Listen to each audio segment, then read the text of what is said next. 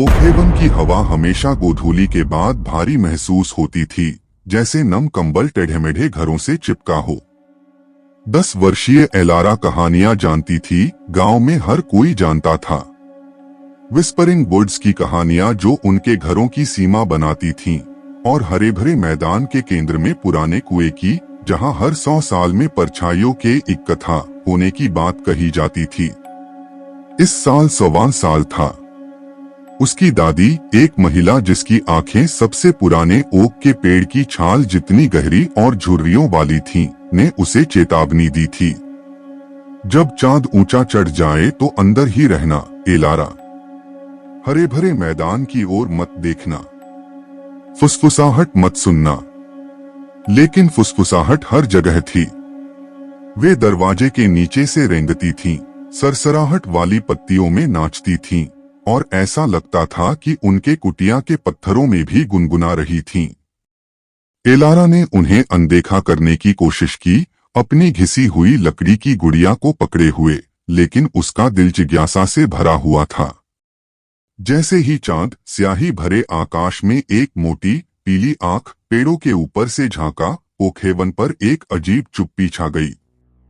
यह किसी भी चुप्पी से ज्यादा मोटी चुप्पी थी जिसे उसने कभी जाना था, एक चुप्पी जो उसके कानों पर दबाव डाल रही थी। फिर एक धीमी लयबद्ध जाप शुरू हुआ, जो शांत हवा में बह रहा था। यह गाना नहीं था, ठीक वैसा नहीं। यह एक कर्कश ध्वनि थी, जैसे पत्थर एक दूसरे से रगड़ रहे हों, और इसने एलारा के हाथों के बालों को खड़ा कर दिया। वह खिड़की तक रेंगती हुई गई, उसका दिल उसकी पसलियों से टकरा रहा था।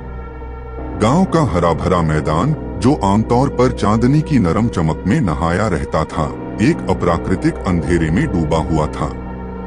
लेकिन केंद्र में पुराने कुएं के चारों ओर उसने हरकत की झिलमिलाहट देखी। आकृतियां रात से भी ज्यादा काली एक साथ झूल रही थीं। जाप तेज होता गया, और एलारा लगभग शब्दों को समझ सकती थी, प्राचीन और अपरिचित। एक ठंडी दहशत उसकी हड्डियों में रिस गई। वह दूर देखना चाहती थी, भागकर अपने कंबल के नीचे छिप जाना चाहती थी, लेकिन उसकी आंखें बाहर हो रहे दृश्य पर टिकी हुई थीं। अंधेरी आकृतियों में से एक समूह से अलग हो गई और धीरे धीरे कुएं की ओर बढ़ी। वह एलारा द्वारा देखे गए किसी भी व्यक्ति से ज्यादा लंबी थी, उसका आकार अस्पष्ट था, जैसे धुएं को एक भयानक आकार दिया गया हो। जैसे ही वह कुएं के पास पहुंची, उसने अपने हाथ उठाए, और जाप बुखार की पिच पर पहुंच गया। फिर कुएं से कुछ उठा। यह पानी नहीं था। यह एक झिलमिलाती पीली रोशनी थी, जो घूम रही थी और धड़क रही थी। जैसे जैसे रोशनी तेज होती गई, कुएं के चारों ओर की अंधेरी आकृतियां उसे सोखती हुई प्रतीत हुईं।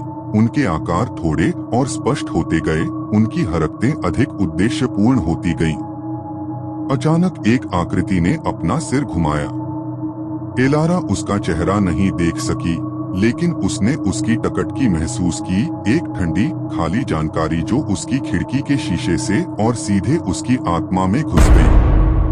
एक फुसफुसाहट पतली और बर्फ की तरह तीखी उसके दिमाग में रेंग गई।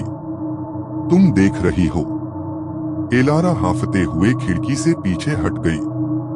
मंत्रोच्चारण अचानक बंद हो गया। कुएं में पीली रोशनी गायब हो गई। अंधेरी आकृतियां चली गईं। गांव का हरा मैदान फिर से चांदनी से नहाया हुआ घास का मैदान था, शांत और स्थिर। लेकिन फुसफुसाहट बनी रही, उसके दिमाग के खाली स्थानों में गूंजती रही। और एलारा जानती थी, एक ऐसी निश्चितता के साथ जिसने उसे अंदर तक ठंडा कर दिया था, कि परछाइयों के जमावड़े में जो कुछ भी हुआ था, उसने उसे देख लिया था।